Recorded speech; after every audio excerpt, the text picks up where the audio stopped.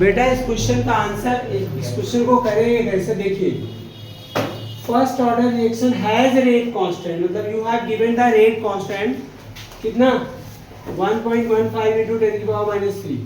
How long will 5 gram of this reactant take to reduce 3 gram, मतलब initial concentration क्या है 5 ग्राम, और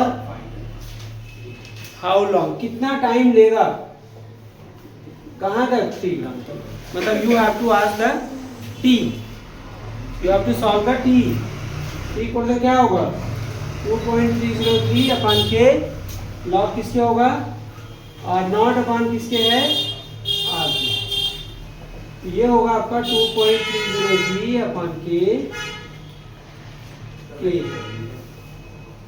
value रखो, कितना रखे 1.15 इंटू 10 की पावर -3 लॉग आर नॉट क्या 5/3. यहाँ लॉग की प्रॉपर्टी लगा लो बेटा, 2.303 1.15 इंटू 10 की पावर -3 लॉग क्या होगा 5 माइनस लॉग 3.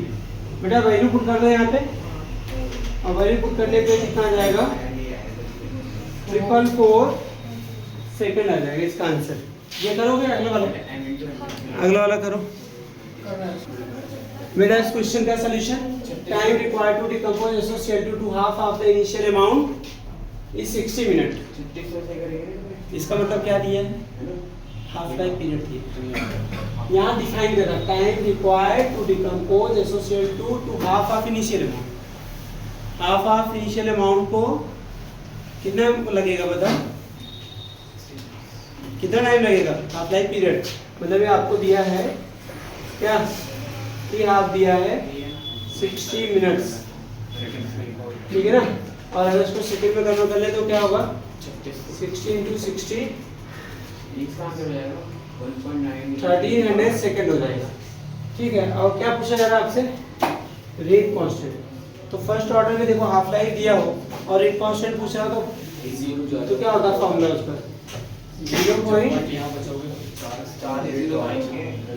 0.693 अपन टी हाफ होता है ना.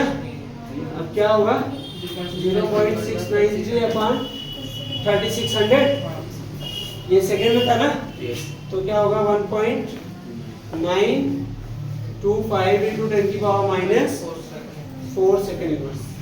क्या होगा इस क्वेश्चन को करिए, देखिए क्वेश्चन को ध्यान से. First order reaction so that time required for 99% completion is twice the time required for completion of 90%. ये ऑर्डर है ना बस रिएक्शन है. इसका सॉल्यूशन देखिए, ये कर रहा बेटा, ये सीबीएसई 2025 में है वाला क्वेश्चन, ठीक है ना. तो इसमें करा कि ये शो करिए कि time required for 99% completion is twice the time required for 90% completion. ये प्रूव करना, ठीक है ना. तो एक काम करिए, टाइम रिक्वायर्ड फॉर 90% कंप्लीशन कर लो. इज इक्वल टू क्या होगा 2.303 अपन के लॉग. इनिशियल अमाउंट क्या होगा 100, 90% कंप्लीट हो गया तो बचा कितना आपका 10, तो लॉग क्या हुआ T90 इक्वल टू 2.303 के लॉग 10. लॉग 10 हो गया तो T90 आ गया आपका 2.303 अपान के, इक्वेशन 1 हो गया. अब सुनो T99 का करिए 2.303 अपान के लॉग 100, 99% कंप्लीट होगा तो बच्चा कितना 1.